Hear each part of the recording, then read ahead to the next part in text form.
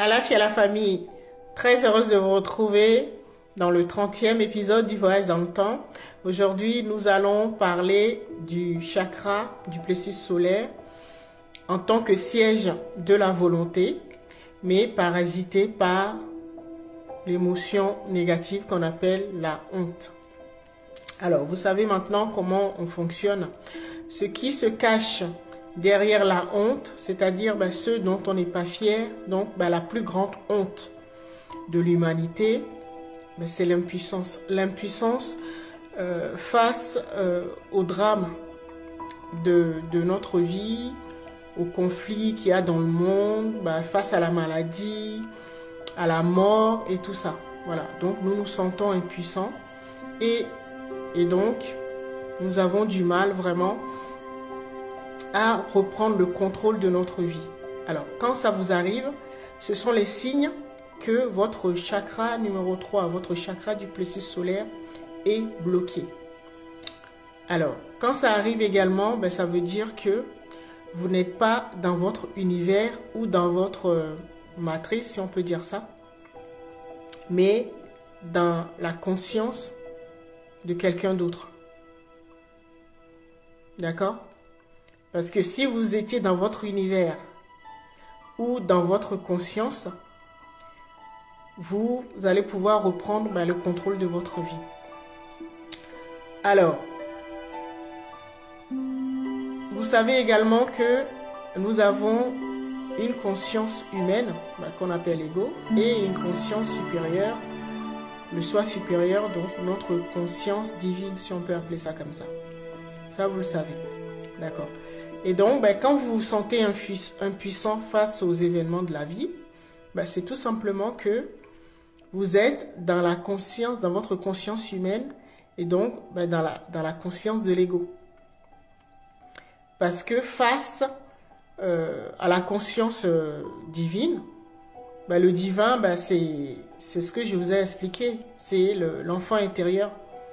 Et donc, pour le divin, tout est possible. Dieu, rien n'est impossible à Dieu. Donc, quand vous êtes confronté à des difficultés, c'est que tout de suite, c'est humain. Hein, nous pensons tout de suite à vouloir faire appel à ce que nous connaissons, c'est-à-dire à l'intellect. On se plonge tout de suite dans nos pensées et tout ça pour essayer de résoudre. Mais ce qui nous dépasse, nous ne pouvons pas le résoudre avec notre intellect ou notre mental ou notre ego, notre conscience humaine. Il n'y a que notre conscience divine qui peut résoudre ce problème. D'accord ? Alors, j'aime bien prendre l'exemple d'un enfant, un nouveau-né qui sort de la maternité. Pour un nouveau-né, son univers se résume à sa chambre. Donc, au fur et à mesure, il va découvrir que il y a plusieurs chambres, puis d'autres pièces, la cuisine, le salon. Et après, il va découvrir la maison et finalement découvrir que dans son quartier, il y a plusieurs maisons. Et dans sa ville, il y a plusieurs quartiers et ainsi de suite. Donc, plusieurs pays dans une région, plusieurs régions sur un continent et plusieurs continents sur la planète, d'accord, et ainsi de suite, jusqu'à découvrir que il y a plusieurs planètes dans le système solaire, dans chaque système solaire, plusieurs systèmes solaires dans la galaxie. Ensuite, on passe à l'univers et plusieurs univers dans le multivers. Donc, vous voyez, voilà. Mais la conscience humaine, donc l'ego, a reproduit la même chose. L'ego, c'est un apprenti sorcier. Il se prend ou il imite le divin, notre divinité, ce que nous sommes véritablement. Donc, il fait exactement la même chose. Et donc, il a construit plusieurs univers dans sa conscience, puisque quand nous nous sentons bloqués, impuissants, c'est que nous sommes dans la conscience humaine, donc dans notre conscience, dans l'ego, en fait, dans la conscience de l'ego, si on peut l'imager de cette manière. D'accord ? Et donc, vous allez avoir, dans ce cas, des personnes qui vont se définir au plus haut. qui vont se définir comme tout simplement des humains et pas se définir par rapport à la couleur de leur peau, à leur religion et tout ça, ou à leur sexe.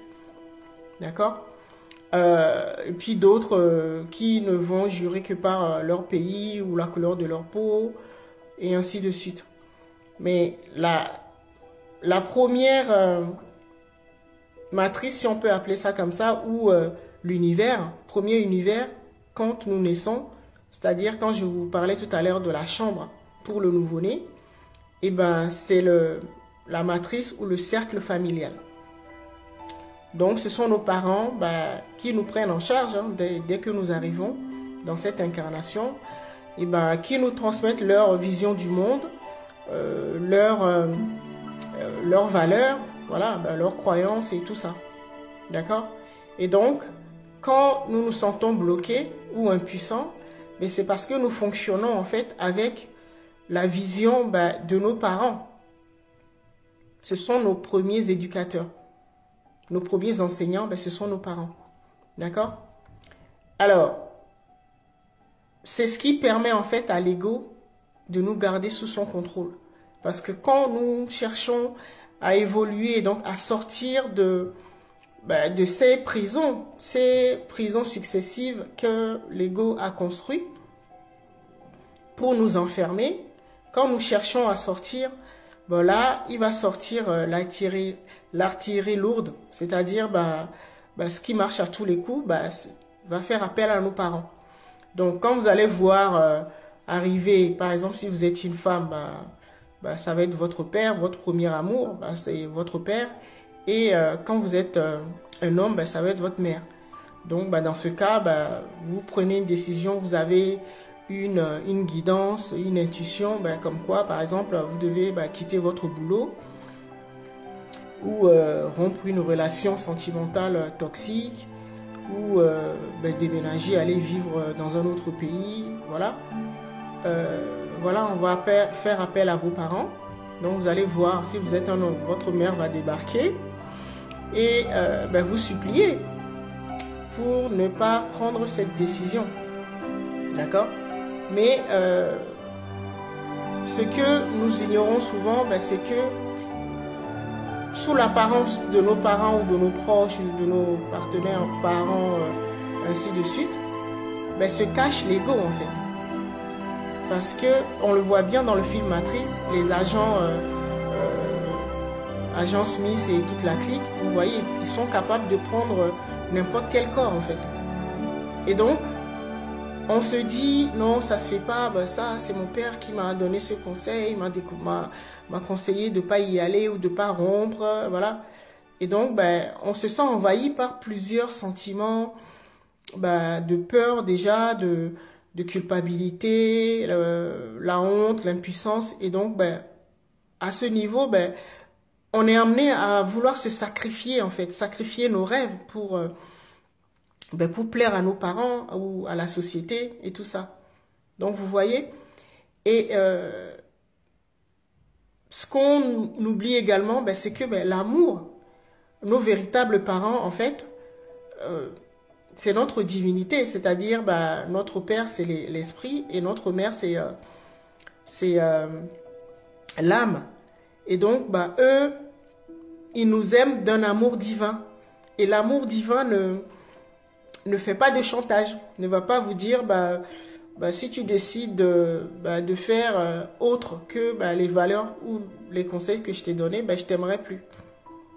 D'accord? L'amour divin n'est pas comme ça.